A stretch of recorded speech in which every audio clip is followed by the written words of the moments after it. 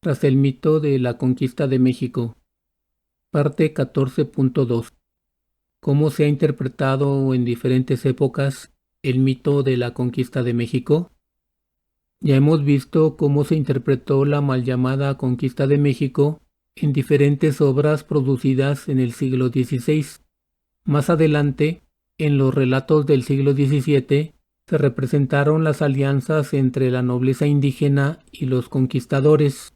Cortés aparece no solo como el vencedor, sino como el cristianizador de estas tierras.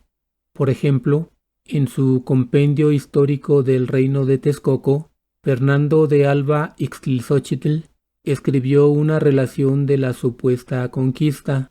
De acuerdo con los estudiosos, su propósito principal era resaltar la ayuda que los texcocanos, en competencia con los tlaxcaltecas, dieron a los españoles durante el sitio de la Gran Tenochtitlán. Por ejemplo, al construir una gran zanja para poder echar los bergantines al lago y al aportar miles de guerreros que, bajo el mando de Ixtlilxóchitl, señor de Texcoco, lucharon al lado de los españoles, es decir, de los cristianos que traían la luz verdadera. Debemos señalar que Fernando de Alba Ixtlilxóchitl fue descendiente de nobles indígenas que se aliaron con los españoles. Él y otros como él escribieron obras para contar su versión de la conquista, de sí mismos y de sus ancestros. ¿Cuál era el objetivo de dichos textos? Sobre todo, enaltecer la importancia de su linaje y la de su pueblo para negociar privilegios con las nuevas autoridades novohispanas. Por ejemplo, Ixtlilxóchitl pinta a su ancestro Nezahualcóyotl como un gobernante que anteponía el sacrificio propio a los sacrificios humanos que practicaban los mexicas, es decir, le atribuyó virtudes aparentemente cristianas que el tlatoani ya tenía aún antes de la llegada de los españoles. Ejemplos similares los podemos encontrar en las obras Relaciones originales de Chalco Amecamecan de Domingo Francisco Chimalpain, Crónica mexicana de Hernando Alvarado Tezosomoc y Crónica Mexicayotl de la autoría de ambos cronistas, según algunas versiones. Tezosomoc era descendiente directo de Moctezuma. Después de la guerra de 1519 a 1521, la corona española concedió a los nobles indígenas y a sus herederos grandes beneficios como privilegios, tierras, encomiendas y rentas. Tezosomoc pertenecía a este selecto grupo y quería seguir conservando esas prebendas. Por eso, de acuerdo con algunos estudiosos, en sus crónicas resaltó el arrojo de los señores mexicas y al describir sus cualidades guerreras parecía asemejarlos con los conquistadores y con los valores quijotescos atribuidos a los caballeros españoles. En la época en que Tezosomoc escribió sus obras, a finales del siglo XVI y principios del XVII, la posición privilegiada de los nobles indígenas se hallaba en peligro.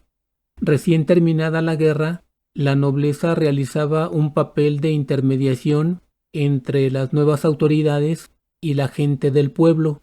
Sin embargo, cuando las instituciones novohispanas comenzaron a consolidarse, dicho trabajo de mediación ya no fue necesario, pues los funcionarios ya tenían la posibilidad de entablar negociaciones directas con el grueso de la población indígena.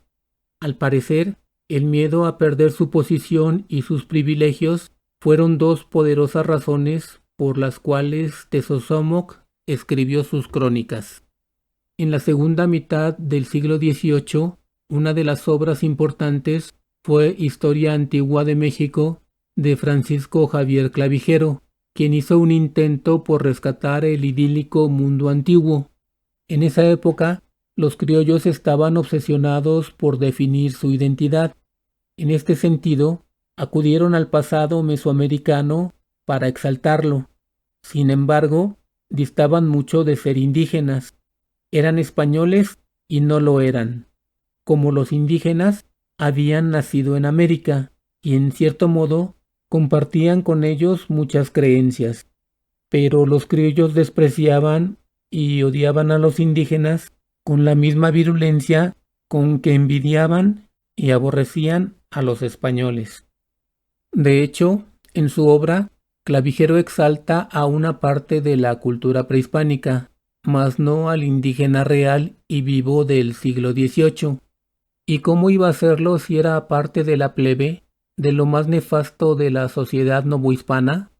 A los criollos no les servían los indígenas contemporáneos en la construcción de su pasado legitimador. De manera contradictoria, la exaltación del pasado indígena coexistía con el odio y el temor al indígena vivo. Por eso, una característica de los criollos de la segunda mitad del siglo XVIII era una especie de pseudonacionalismo que les impedía mezclarse o juntarse con los indígenas. Es importante resaltar que antes de la historia antigua de México se contaba con las crónicas de seglares y religiosos, muchas de las cuales se habían producido respondiendo únicamente a intereses peninsulares.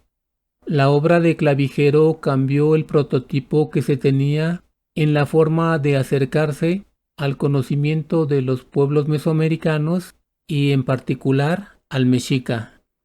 En el siglo XIX, una vez que México proclamó su independencia, ante los cotidianos desafíos enfrentados por el naciente país, las luchas internas y las amenazas e invasiones externas, el discurso nacionalista encontró en la llamada conquista española un distractor que permitió desviar la atención de los asuntos más apremiantes.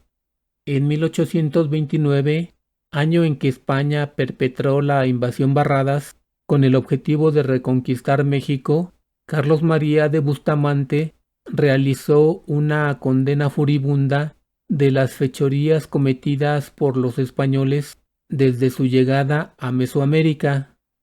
En cuanto a la religión, este historiador afirmaba que a los españoles no se les debía la fe católica, pues identificaba a Quetzalcóatl con el apóstol Santo Tomás, lo que también sostenía Servando Teresa de Mier.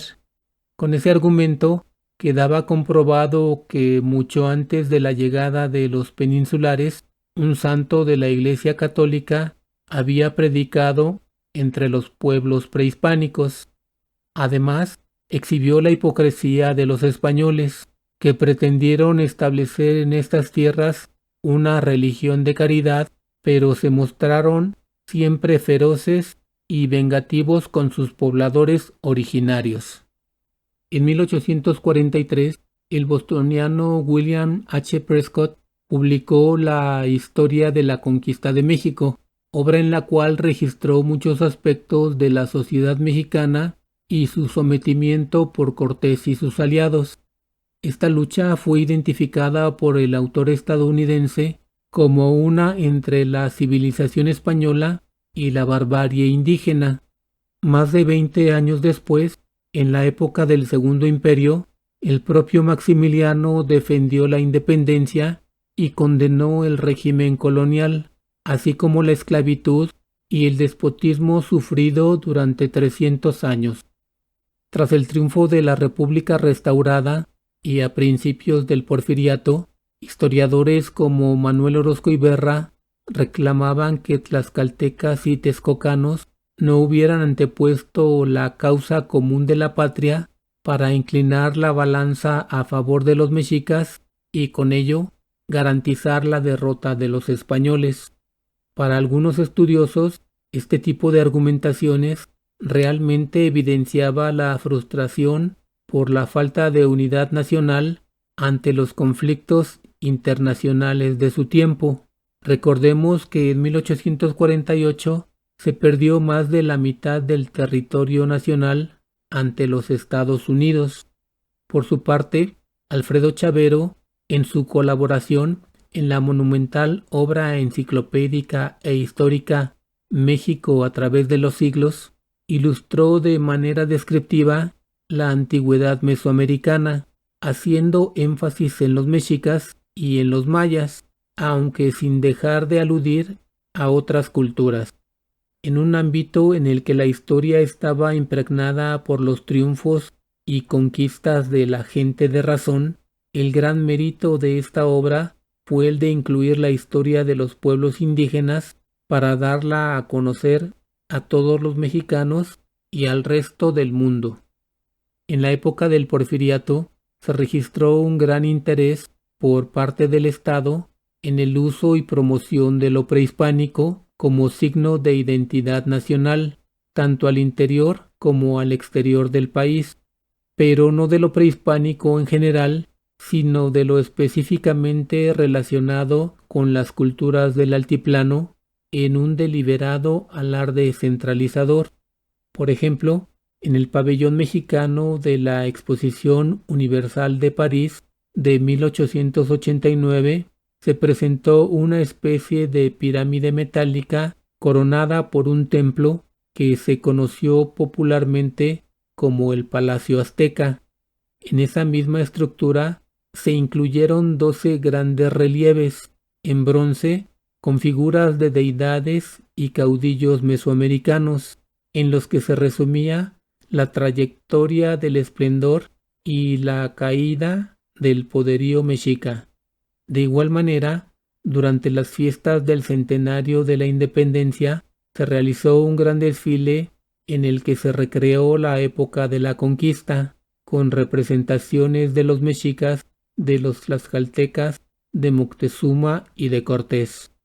Además, se inauguró el monumento a Cuauhtémoc, el último emperador mexica, a quien se consideró como un símbolo del heroísmo y del sacrificio de nuestros ancestros. Para Justo Sierra, principal intelectual de la época, Cuauhtémoc fue la más hermosa figura épica de la historia americana. Sin embargo, esa caracterización solo podía perdurar si se borraban un pasado y un presente en el que los indígenas eran derrotados. Los indígenas del pasado merecían el respeto y la admiración del mexicano que contemplaba su historia desde un orden impuesto con base en la represión por el porfirismo. En ese contexto, era válido ver a los indígenas con cierta curiosidad y a sus símbolos y héroes como algo que la patria podía resucitar, al menos en libros, en pinturas y en esculturas como la de Cuauhtémoc. Por eso, lejos de esa parafernalia, en la cotidianidad, los indígenas de carne y hueso fueron despojados, violentados, saqueados y sometidos por la represiva dictadura porfirista. A fines del porfiriato y luego en el régimen posrevolucionario, se buscó socializar la idea de que la patria tenía un origen indígena y español, con lo cual se estructuró un nuevo mito fundacional, el del mestizaje, mismo que abordaremos en la siguiente entrega.